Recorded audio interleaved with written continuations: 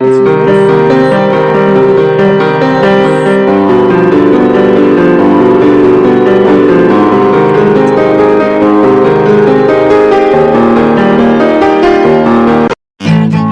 Assalamualaikum. Hi, I'm Shakila. Welcome back to Geoscience Academy with FKS. Welcome. This is the lecture number 1 of geography subject. As I said that geography के हम basic topics पढ़ेंगे.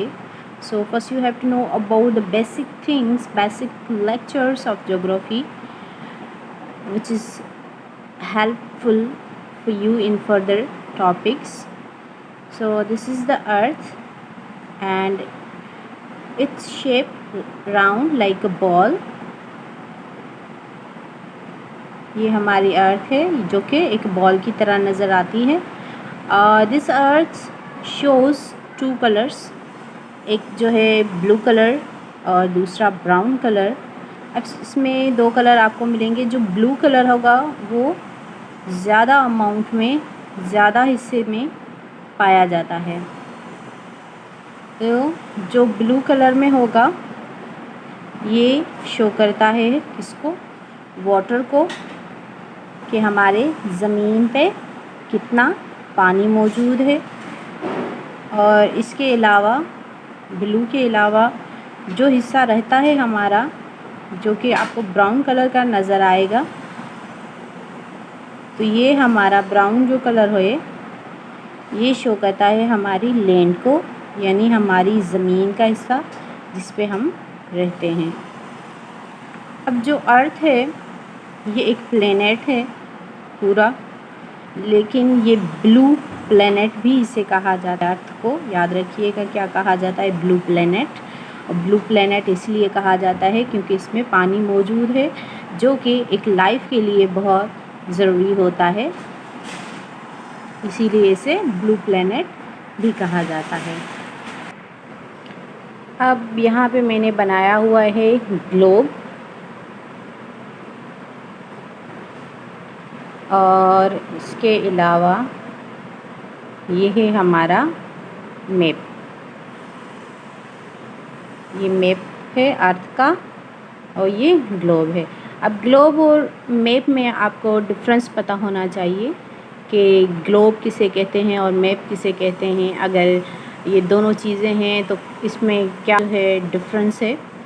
तो जो globe होता है ये भी जो है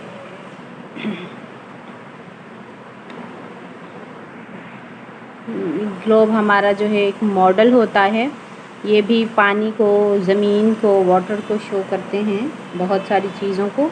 लेकिन जो ग्लोब होता है ये पूरी वर्ल्ड का मैप, पूरी दुनिया का मैप जो है हमें नज़र आता है. और जो मैप होता है उसमें कुछ ही जो है किसी मखसूस चीज़ों को दिखाया गया होता है.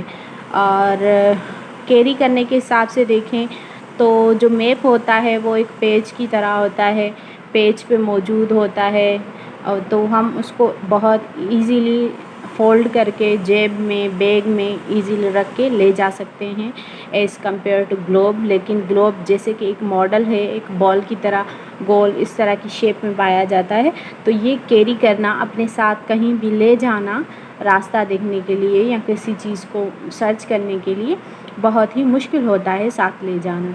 तो इस वजह से मैप जो है इजी होता है और ग्लोब को ले जाना डिफ़िकल्ट होता है. 2D और 3D का डिफरेंस है दोनों में. फर्दर हम आगे जो है इनकी बहुत डिटेल में भी पढ़ेंगे कि दोनों में क्या डिफरेंस है, क्या चीज़ें हैं मॉडल और ग्लोब. जैसे कि मैंने कहा कि बेसिक चीज़ें, यानी कि छोटी छोटी चीज़ें आपको पता होंगी तभी आप बड़ी चीज़ को सीख सकेंगे, समझ आ जाएगा आपको. तो कोई भी अगर इसमें से भी फिर भी आपको कोई समझ नहीं आई बात तो आप कमेंट सेक्शन में मुझसे पूछ सकते हैं दोनों के बारे में. आइए फर्दर अब देखते हैं.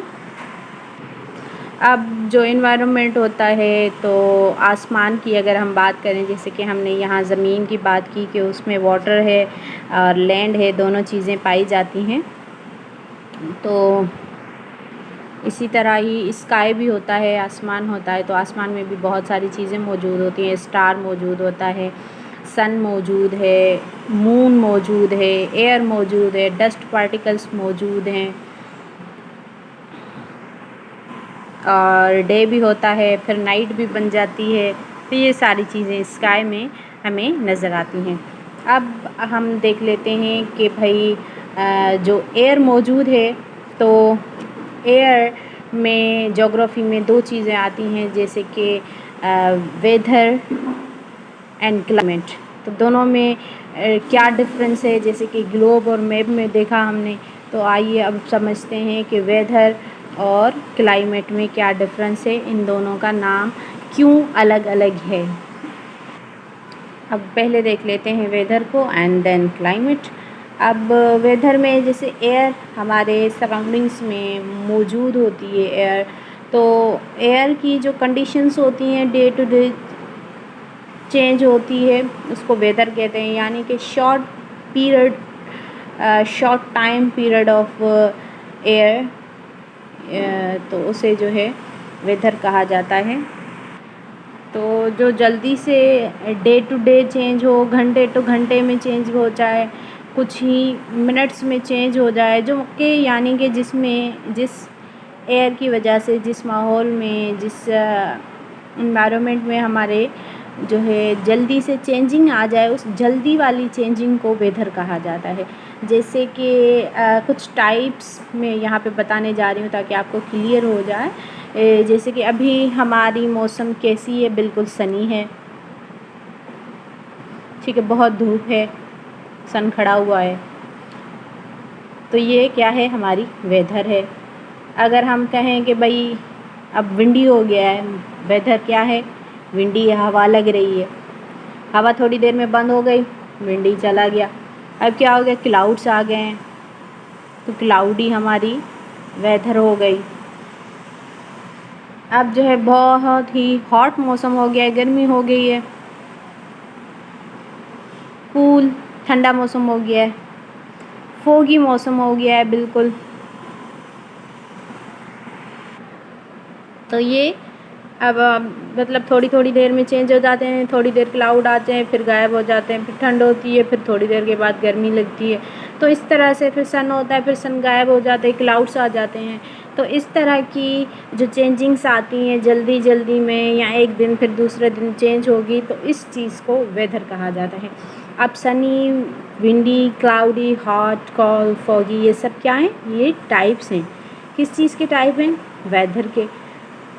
क्या आप सोचिए बल्कि कि इसके अलावा और कौन सी वेदर होती है। I hope so it's clear to you, weather clear हो गई होगी। अब चलते हैं क्लाइमेट की तरफ कि क्लाइमेट क्या होती है। जैसे वेदर में हमने पढ़ा कि ये day to day condition of air होती है जो जल्दी चेंज हो जाती है, लेकिन जो क्लाइमेट होती है बिल्कुल इसके अपोजिट होती है। ये बिल्कुल जल्दी जो है चेंज नहीं होती, इसमें काफ़ी टाइम लग जाता है। हम कह सकते हैं साल, 5 साल, 10 साल भी लग सकते हैं, जिसमें बहुत ज़्यादा टाइम कंज्यूम हो और फिर चेंजिंग आए, तो उस चेंज को क्लाइमेट चेंज कहा जाता है। तो ये तो थी वेदर और क्लाइमेट का डिफरेंस कि वेदर जल्दी चेंज हो जाती है और क्लाइमेट बहुत अरसे के बाद चेंज आता है, जिसमें वो क्लाइमेट होती है। और साथ ही कभी आपने सुना होगा कि स्नो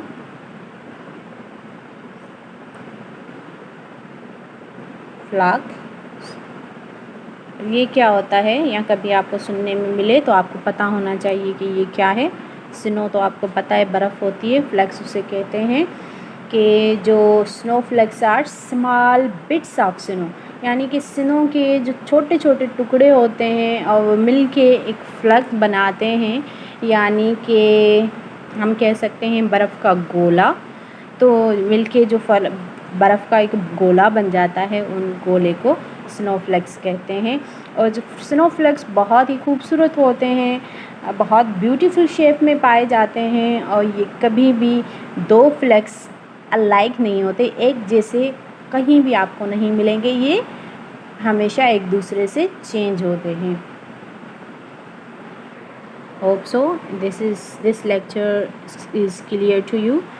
और साथ साथ मेरी वीडियो को लाइक करें। आप मेरे चैनल पे नए हैं तो मेरे चैनल को ज़रूर सब्सक्राइब कर दें, और मेरे वीडियोस को आप अपने दोस्तों के साथ ज़रूर शेयर करें ताकि आपके साथ साथ वो भी इस इंफॉर्मेशन को हासिल कर सकें और कुछ उनको भी सीखने को मिले। And don't forget to hit the bell icon for more videos. Till then, stay connected, keep learning. Allah Hafiz.